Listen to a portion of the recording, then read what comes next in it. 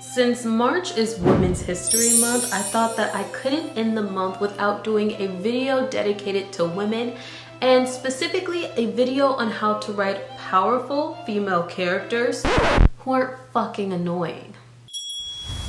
Aaliyah Zealous. Women, like most human beings, are multi-dimensional, complex characters, and I feel like a lot of literary works in their pursuit of women empowerment and equity, many writers have created female characters who fall flat and come off as inauthentic and annoying. Because I feel like the writers themselves, man or woman, don't often have a good understanding themselves of womanism, feminism, women empowerment, equity, or just overall empowerment when it comes to women. And I'm even saying women loosely because, like I said, we're all multi-dimensional, complex people and human beings. So there are plenty of women to where empowerment and equity does not look the same for them and their personal intersection of womanhood. But in this American literary world, this is the place from which I speak. First off, let's start with some things that I personally find fucking annoying when it comes to writers writing female characters who they believe come off as empowered women.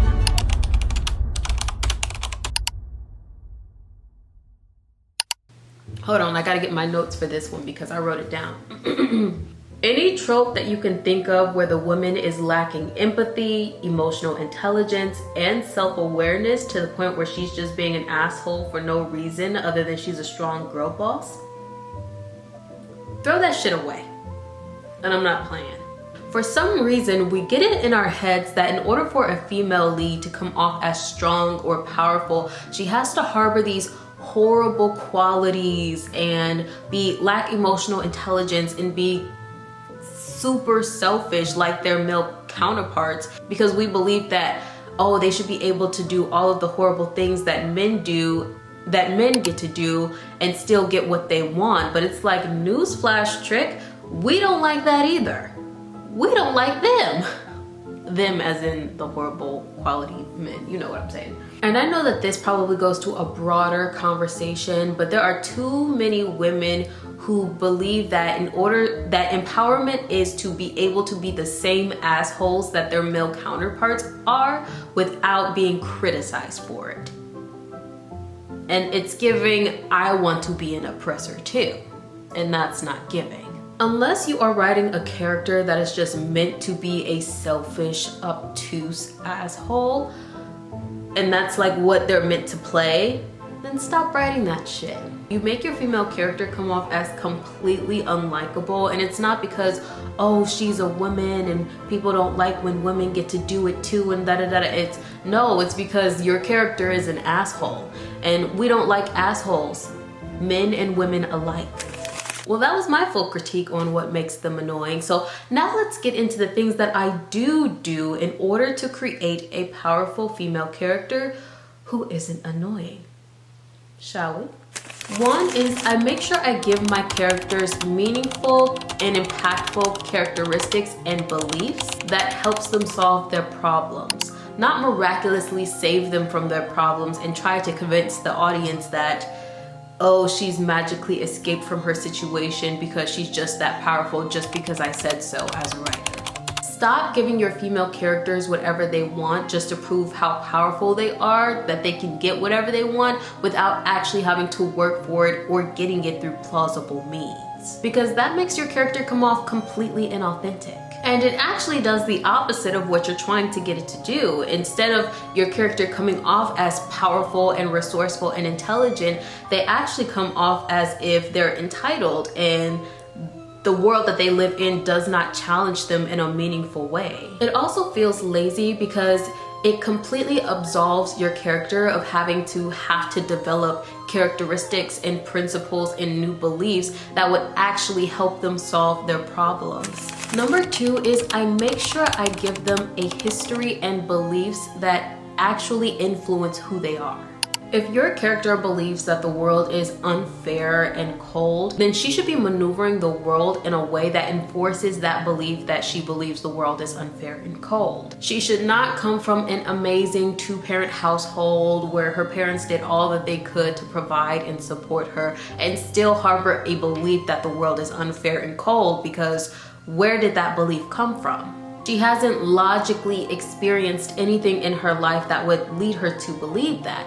So unless you want to create a snobby brat, then you better make sure that her parents like pass away, or she goes through some sort of struggle, or she should be reflecting on how poorly other people are treated in comparison to her upbringing. You know, like something that makes sense. If she believes that the world is untrusting and unforgiving, then she shouldn't be randomly trusting and naive and giving to further the plot, unless you're trying to show that as soon as she does, something happens that reinforces her original belief that only makes her more of who she is.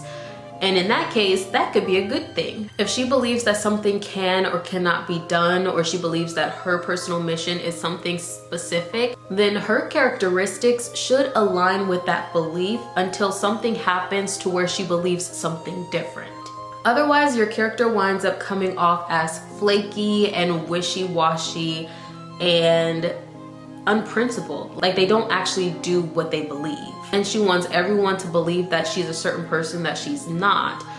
Unless that's how you want your character to come off, and that's the purpose of the character, in which that can work.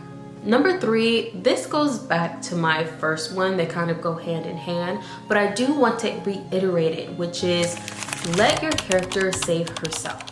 Literally. And I don't mean that she can never have any help within the story. What I mean is make sure that she gets out of her situations through her own merit. Even if it's by the help of other people in the story, make sure that that makes sense. Make sure that she's actually took the time to build these relationships with the people or the side characters or the organizations within the story that would justify them wanting to help her.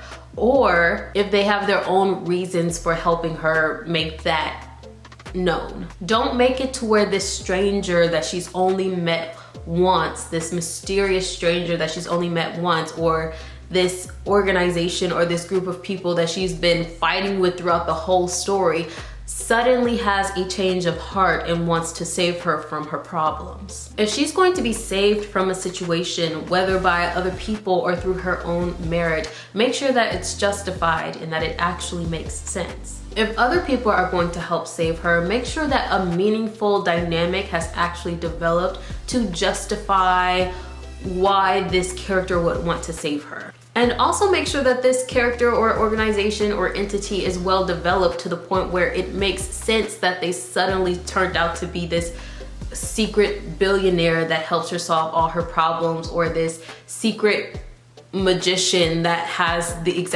exact power that she needs to help her solve her problems. And it's the same for her. If she's going to save herself, make sure it's done by her own cleverness and merit, and not because you want to save your character so bad, or you want to put her in a position so bad that you just drop anything within the story to help save her. Unless you're going for a story where the shtick is that the main character is always being saved by the narrator, but if not, then doing that for your characters makes the story completely unsatisfying and unbelievable. And my last one for how to make a powerful and authentic character is give her a legitimate reason for why she exists and why her story is important. Not just the whole story, but specifically her role within the story. Whether she be the villain, the side character, the sidekick, the main lead, whatever. Even if her reason is to find her reason, it's still a reason. What is it that she's trying to achieve, and why is she trying to achieve it? What is it that she's fighting against, and why? And be honest about it. Be as honest as you can. Don't try to clean up her image and her character to make her more palatable and likable to your audience. Don't try to, especially if that's the way that your character is developing, don't try to clean up her persona by making an event happen or something happen that makes us sympathize with her, just so she can seem like less of a bad person, because then she's going to seem like more of an insufferable twat. Your female character can still be the protagonist without being liked or accepted by the other characters within the story. Because we, the readers, are going to see right through it anyway. We don't care how many times you make her female lead fall in love, female lead. We don't care how many times you make the love interest in the story go, oh, that's just the way she is, and I love her anyway. I love that about her anyway, because we're just gonna see him as an insufferable twat too. Just be honest. And here's a tip that I like to do. Whenever you're writing your character and you get the urge to try to clean up her character or clean up her personality or rewrite her in a different way so that she doesn't seem like that bad of a person, don't do it. Go with it and let the other characters within the story react to her in the way that you fear your audience and your readers will react to her, because that's going to be more engaging, more relatable, and more authentic than you trying to gaslight us into believing that her behavior is fine because you wrote all the other characters in the story to accept her behavior besides the villain. So now we, the readers, have to sympathize with the villain because we don't like this bitch either, and she's just traipsing around doing what she does, and that's a big turnoff. If she's trying to marry the prince because she wants to be the most powerful person in the land and she wants to climb the political ladder and she's willing to step on a couple of necks to get there, then let that be her reason. Let that be who she is. And let her actions continue to align with that. Don't try to make it seem like she wants to marry the prince, the most handsomest, the most richest, the most eligible bachelor in the entire land, because her hands are tied and she has no choice, because she couldn't possibly run away with the poor stable boy who also liked her and take her chances in the forest. And she's being comically abused at home because her mom doesn't like her and throws coals on her every day and don't nobody say nothing, and she sleeps in the barn with the pigs and frogs and the goats and don't nobody say nothing. We as people and readers, our intelligence has developed greatly over the centuries, and your reasons for why your characters do what they do and why they are what they are has to keep up with today's readers and their intelligence. If homegirl was really desperate to get away from some abusive parents, who's waiting around for a prince to come around? Like, she better take her chances with the stable boy in forest, on the road, in the barn.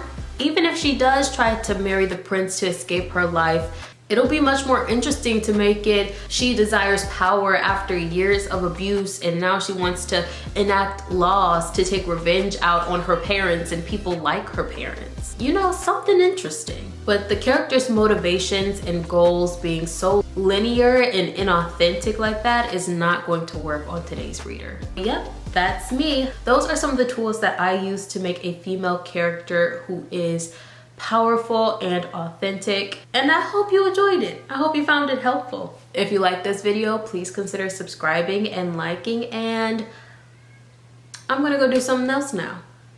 Bye.